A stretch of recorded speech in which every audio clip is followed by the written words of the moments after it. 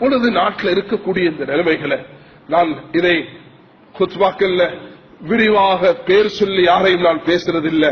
உங்களுக்கு அலாக்கில் தக்ஃபீல் இஷாரா புத்திசாலிகளுக்கு சைக்கிளை போதும்.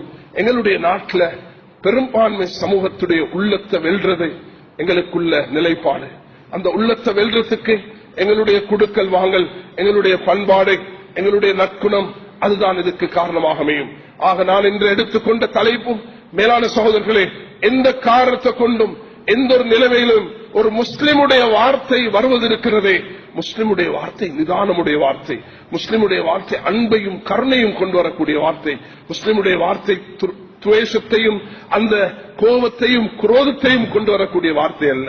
சிந்திச்சு பாருங்கள், ஒரு விரோதி உலகத்திலேயே உன்னுடைய முகம்தான் ஆக கெட்ட முகம் என்று சொல்லக்கூடிய அந்த சுமாமா என்ற விரோதி மஸ்ஜிதில் கட்டி வைக்கப்பட்டிருக்கிறார்.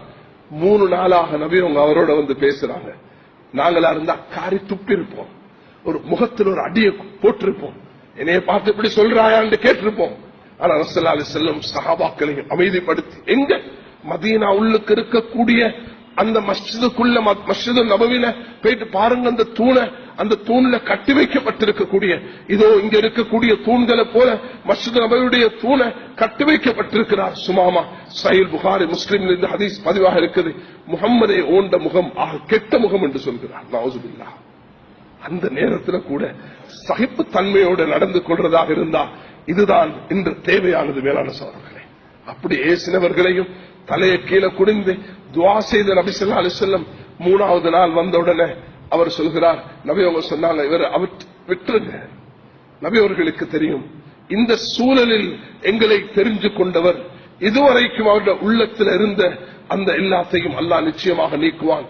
கொஞ்ச தூரம் வெளியாகி போனார், தண்ணீர் எடுத்து குளித்தார், மஸ்ஜிதுக்கு வந்தார், கலிமா சொல்லிட்டு சொல்கிறார், உலகத்தில் ஆக விருப்பமான முகம் என்னுடைய அன்பு கருணை நிறைந்த உலகத்துக்கு ரஹமத்தாக வந்த நபியாக வாழ்ந்து காட்டிய மனித குலத்தின் ஒரு சிறந்த மனிதராக உலகத்தில் தெரிவு செய்யப்பட்ட அல்லாஹ் இறுதியாக தெரிவு செய்த அந்த நபிமார்களுக்கெல்லாம் தலைவராக வரக்கூடிய அந்த அல்லாஹ்வின் அழகின் அழகாக கொடுத்த எல்லா வகையான சிறப்புகளையும் உள்ளடக்கிய நபியே, உங்களோட முகம்தான் உலகத்திலாக சிறந்த முகம் என்று அவர்கள் அங்கு வர்ணிக்கிறார்கள்.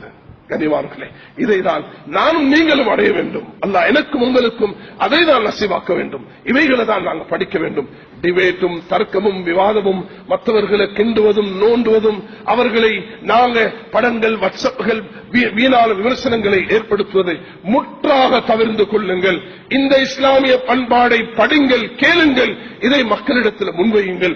இந்த துஆவை உலகத்துக்கு ரஹமத் என்று சொன்னா விரோதிகளுக்கும் ரஹமத்தாக, விரோதிகளுக்கும் அவர்கள் கருணை உள்ளவர்களாக, யாரின் மீதும் அவர்கள் பாருங்க 10 பேருக்கு மரண தண்டனை விதிக்கப்பட்டதற்கு பிறகு கூட அவர்களை மன்னிக்கிறதுக்கு உள்ளம் இருக்குது என்று சொன்னா, அதோ அபூ ஜஹலுடைய மருமகள் வருகிறா, மன்னிச்சிருங்களே, ஒன்ன மன்னிச்சிட்டம்மா, என்ன மட்டும் இல்ல என்னுடைய கணவனையும் அபூ ஜஹலுடைய மகனையும் மன்னிச்சிட்டம்மா.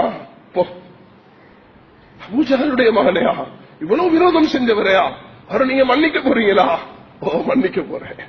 வஹ்ஷி ஹம்சா ரலியல்லாஹு அவர்களை சித்திரவதைப்படுத்தி அந்த சின்ன பின்னப்படுத்தி அந்த முஸ்லா செய்து அவர்களை துண்டு துண்டாக அறிந்த அந்த மனிதனையுமா, ஹிந்து பின் உத்தா அபூ சுஃபியானுடைய மனைவி அவர்களையுமா? ஓ, கியூல நிற்கிறார்கள். அந்த மக்காவுடைய மண்ணில் நபி அவர்கள் நுழைந்த பொழுது எங்க வீடு வீடாக எந்த வீட்டை நீங்க பழி வாங்கினீர்களே, அதுக்கு பழிவாங்கியா போனார்கள்?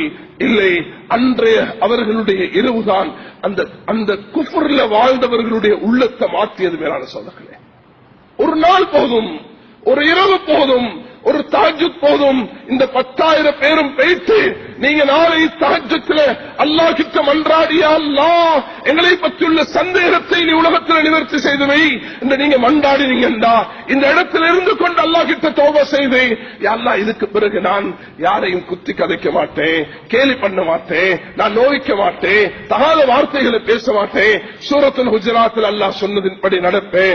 நபி அவர்கள் உலகத்துக்கு ரஹமத்தாக வந்திருக்கிறார்கள் என்றா அவர்களுடைய எல்லா பகுதிகளையும் எடுக்கிறது போல இந்த பகுதியையும் எடுத்துக் கொள்வேன். அது என்னது? நபி அவர்கள் விரோதிகளையும் நண்பர்களாக மாற்றினார்கள். அதுக்கு துஆவும் செய்தார்கள். முயற்சியும் செய்தார்கள், கண்ணீரும் வடித்தார்கள், தாராளமாக தர்மமும் செய்தார்கள். நான் இதோடு முடிக்கிற மேலான சோதர்களே,